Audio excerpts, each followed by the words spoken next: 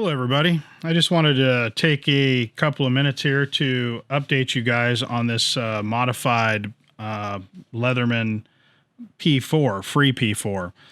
And it's everything but free. So, yeah, anyway, I have been using this a lot. I have been running it through its paces. I've been using it at work. I have not been treating it nice. I even used it as a hammer on a few occasions on this end here. Really been using the ever-loving snot out of it. Ultimately, I use this most of the time for my stuff I do around the house. And the reason for that is now that this thing is modified and I've gone through all of the work to get it exactly the way I want it, I always find myself worried about it. I don't want to accidentally leave it somewhere, which I'm famous in doing. I do that at least once a month. I'll leave my multi-tool somewhere where I've been working. Luckily, so far, I haven't lost one. I go back the next day or the next time I'm at work, and it's where I left it. And so far, I've been lucky. Hopefully, my luck won't run out, but the thing I'm saying is that with this tool, that would be a big deal. Losing this tool would be a much bigger deal. It's not like I can just replace it. You know, I'd have to go through the what I went through to do it the first time, the ordering the custom parts, waiting forever, you know, and filing and meticulously filing and blah, blah, blah, blah to get this thing exactly the way I want it. I get a lot of questions in the comments and also directly messaging me on Facebook and by other means. I've had a lot of people asking me, well, how's it holding up? Where do I get it? And I was reluctant to tell anybody anything about where to get these modifications, where to get anything, because to be honest, I was skeptical that they were gonna hold up, that they were going to they were gonna pass the test. You know, I just felt like the first time I used this bit driver one time hard, it was going to break. But so far, that has not been the case. It has not broke, and it has been working. The only thing that I can say since I've been using it is that the bits are maybe slightly looser inside the holder, but it hasn't broke. I mean, I have really cranked on this thing too. Not only as a test, but also because I had to. I had a job that needed to get done, and this is the tool that I was sporting at the time. So I didn't treat it nice. So I was concerned about the bit holder. It was easy enough to find, by the way. If you watch my video, I gave enough hints to where you could have figured it out on your own. But I will put a link in the description to where you can buy this now. And I'm pretty confident that it'll hold up. Now, the other modification that everybody's asked me about is the T-shank, adapter. Now, this has worked. I didn't have any doubt that this was going to hold up. I mean, this feels very durable. It feels better than the original Leatherman one, actually. I mean, because it's held in there with set screws. So I've felt this entire time that I had no worry about this, and it has not let me down. This file is night and day better than the original one in every way. To be honest with you, I haven't changed the from the file. I put the file in there and it stayed the file. That's what I needed, was a file. So if you're changing to the saw blades and stuff, maybe your experience will be different. I don't think so. The only thing, the weakest link to this is you have to make your own threads. I am a former machinist, so that was not a problem for me. I am positive I've got those threads in there solid as a rock. But as long as you follow the instructions, you'll be fine if you want to try this. And as long as you buy the correct tap, you either buy the recommended tap or I'll post a link in the description to the drill and tap that I used.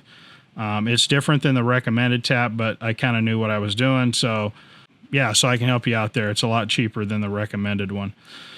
It's off of Amazon and whatnot. So all in all, I love this tool. I just wished I wasn't so afraid of losing it now. Now, this tool, I believe, is exactly what Leatherman should have made in the first place. This is the exact tool that, if they're listening to me, that they need to make.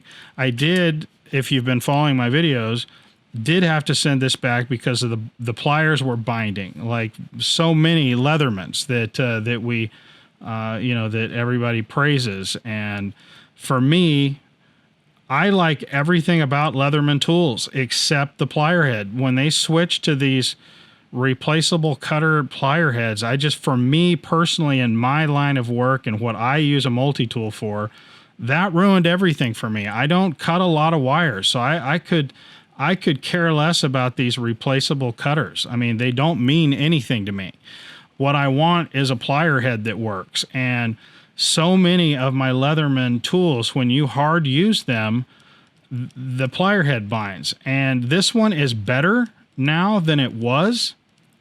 I mean, the plier head is improved from when I sent it in, but it's not right. It still will bind up, and I will still have to do this little number like this in order to loosen it back up.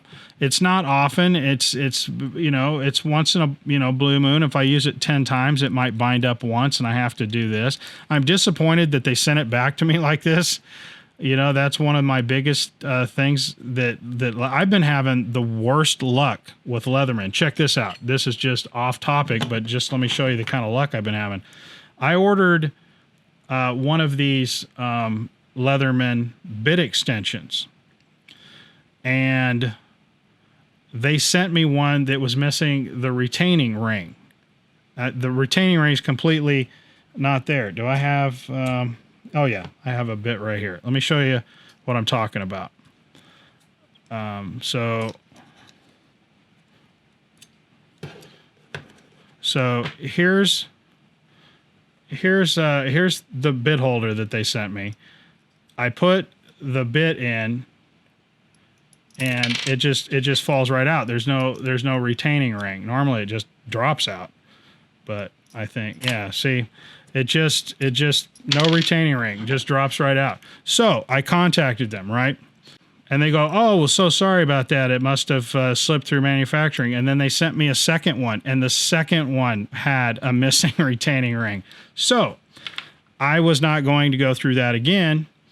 So just by happenstance, I took, there it is. I keep one of these little magnets. If you follow my videos, you know that I like to keep one of these little magnets that fit perfectly in bit holders. And I use them for different things, but I found out accidentally, I was just messing around. I was like, well, how can I fix this? I don't want to go through this again. So now I have two of these that do not have retaining rings in the end. And that's just one of many things that's happened to me with Leatherman lately. Their quality, in my experience, is just going down the toilet. How is this stuff happening? I bought a rebar. I think I've talked about this before and even showed a picture of it, that had one of the washers outside of the retaining ring, and then they tightened the washer into the retaining ring. Well, with the rebar, it's got those specialty screws with, So anyway, that didn't work out. I ended up having to send that one back and get a different one. So I've had all kinds of weird issues with Leatherman, where other people talk about Gerber and some of the other manufacturers having these kind of weird quality problems. I've been having them for years with Leatherman, and they've gotten worse lately. But I know that I'm off track here, but the reason I'm talking about this is because the happy thing that happened is I took this magnet and I dropped it in here, and let me find a bit, a regular bit. These are double bits, but that may work. Yeah. So this is one of the happy. This is a double bit. It's got it's got a bit on both ends. But anyway, let me shove that magnet down into the bottom. And now I have a bit holder that can use these double-ended bits, and I prefer these. So that's what I've been using with my Surge. As soon as I figured this out, I was like, oh man, well this actually worked out better. I would rather use these than the Leatherman flat bits anyway. So I've been using these double-ended bits in the Leatherman extension, and this rocks. And notice that, you know, the magnet doesn't pull out of here. Once you put it in there, it's pretty much permanent. It doesn't come back out. So yeah, so you can use these double-ended bits, and like I said, now you can carry twice as many bits in a smaller space. I like 3D bits much better than these, and also it still works with the Leatherman. It's like, here's a Leatherman, and it also works with that just fine. I don't know why Leatherman doesn't do this instead of that stupid retaining ring thing. So this works fine. These work fine. They work with regular bits. Let me get a regular bit. Here is a regular 1/4-inch bit, right? Not double-ended, just a regular one. And you put that in there, and that works too. So now this bit holder, this extension, works with all the bits. It works with any bit. You know, it works with double-ended 3D bits. It works with regular 3D bits. It works with Leatherman flat bits. I mean, it works with all the bits. So this ended up being a good thing that happened in disguise. So now I have 2 of these when I only paid for 1. So, you know, there's, you know, a silver lining talking about, you know, things that happened for a reason that I ended up, you know, liking. You know, so it all worked out. Got onto a tirade about these things that have been happening with Leatherman. Let me talk about the case. Been having a lot of questions about the case. This sheath, I mean. I use this when I'm off work and I'm just, you know, working around the house. This is my go-to deal. And this actually is the only working, that's funny. This is my only working Leatherman extension. This one actually has the retaining clip, right? So you put that in there and it won't come out, and the retaining clip works like it's supposed to. And this is what they're supposed to look like when they get here, you know? But how they they sent one without a retaining clip, and then to fix that sent me another one without a retaining clip. How that is even possible, I don't know. But Leatherman, if you're watching this video, you need to step it up in the quality department, and the stop letting malfunctioning tools get out the door. It's really starting to look bad. So that being said, this case, what ended up happening is I find that when I sit down, sometimes these bits poke me in my fatty fat side. These will actually get uncomfortable. These are sharp. And sometimes these will rest against, you know, a fat part of my flab and be uncomfortable. It's not a big deal. I just shift it over. It's fine. It's been holding up fine. My biggest gripe about this thing, and the reason why I stopped carrying it at work, because it's just too dangerous for me, is that the tool's in there, it clicks in place. But sometimes when I was getting it out, I don't know if you can see that. Let me get this to where you can see it. You grab it like this and you kind of just push it out. Sometimes, for whatever reason, I don't know if it's the angle that I'm pushing or I'm pushing into it or whatever the deal is. What would end up happening is this thing would kind of stick in there, and I would like put a lot of force into it, and then now it just shoots out of the case onto the floor. I had that happen at least half a dozen times, and that's why I stopped carrying at work. Now, it's easy to fix with a behavioral modification. You just, if you consciously think about what you're doing, it won't happen to you. But when you're in the heat of battle, per se, you know, you need your tool and you need it now. You need to fix something and you need to fix it quick. Yeah, I found that I kept forgetting that, and it would just kind of shoot up around my thumb like this, and I would just end up dropping it on the floor. So that's why I don't carry it at work anymore. I got to figure out which one of these is the right one. So this one goes here, and because I solely use the flat bits with this tool, that's what I carry with it. I still use this. I like it. I just wish that this is probably, you know, maybe some of you are going to say, well, that's totally your fault. Maybe it is. Maybe it is totally my fault. I'm just telling you my experience. But it just seems like maybe it'll get better over time too. It just seems like the amount of force it takes for me to get this out of here will sometimes just shoot it right past my hand. Yeah, I'm just afraid this thing's going to shoot out. I'm going to drop it somewhere and it's going to be a problem. What if I dropped it underneath the floor or down a grate? You know, somewhere where it's now, you know, now it's going to take an act of Congress to get it back. You know what I mean? So, yeah, that's why I don't carry it. So that's what I think of the case. I think it's holding up. It's durable. I've got no problems with it. This tool is very attractive in a, you know, in an aesthetic way.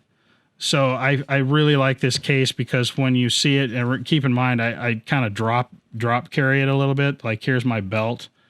Like here's my belt like this. So I kind of drop carry it like that. So it hangs a little lower. So this is just kind of like a piece of jewelry flopping around on my belt, and it, you know, catches people's eye, and they ask me about it a lot. I like that about it. And this is a very attractive looking tool.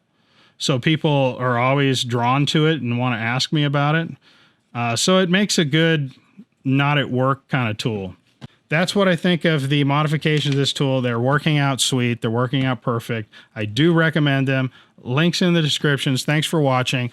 If you like the video, please give it a thumbs up. That's what makes the YouTube algorithm, you know, hum down the road. Also, if you like this video and you like, you know, the way I do it, or you like anything about this video, consider subscribing. I sure would appreciate it. And until next time, we'll catch you later on that end.